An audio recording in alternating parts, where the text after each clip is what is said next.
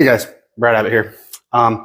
This video, I'm going to walk you guys through my deadlift setup and just explain what goes through my head, why I do what I do when I set up, and what cues that I personally use.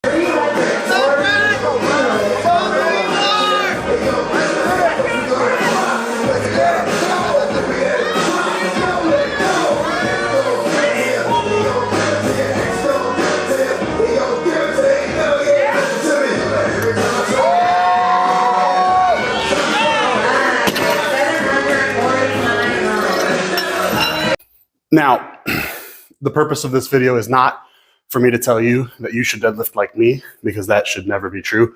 You should never model your deadlift after one athlete, because none of us are built the same, none of us move the same, and none of us have the same leverages, so we should not all lift the same.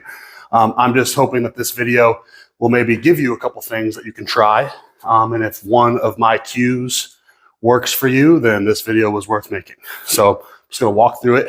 I'm going to talk a lot. I'm just going to spit out everything that goes through my head when I'm setting up, demonstrate, and hopefully you get something out of this.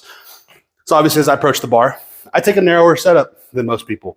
I feel like with a narrower setup, I feel more athletic. I feel more explosive. So I have a little bit of a narrower setup, especially for somebody who's 6'2", 300 pounds. So first thing I do is I approach the bar. I put the bar like right at midfoot. When I look down at my feet, that bar is right over the middle of my feet. So I'm about 2 to 3 inches off the bar from my shins. I'm going to get my feet set. I usually kind of do like a little bit of a rock to make sure that I'm evenly distributing my balance through my whole foot.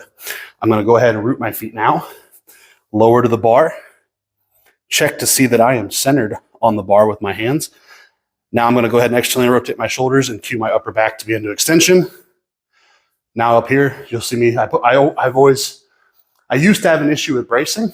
So my cue was always to feel like I tactile cue my abdomen. So I still do it subconsciously. I do it all the time. So I'm gonna take a full breath, fill my belt if I'm wearing a belt. Right now I'm not. Take a full breath. Then you're gonna see me tension around that brace, as you should. Ribs down, not ribs up. Ribs down. Now I'm gonna kind of cue my upper back again. Go down, I'm gonna hinge my hips as I lower to the bar, grab the bar, secure my grip. Now I'm not gonna spend too much time down here because I wanna keep that stretch reflex. And also, I brace at the top, like I said. The longer I spend down at the bar, the more I start to lose that brace and have that urge to rebreathe. So I'm gonna grab the bar. I'm going to sit back, which is a cue that I've never taught before, but it's something that's been working for me. So I'm actually gonna sit back. And as I do that, it helps me open up my chest and get my upper back a little bit tighter. Then before I go to start my pull, I'm actually going to rock back forward, drive through the front of my foot, pull the slack out with my legs, then go. That's a lot.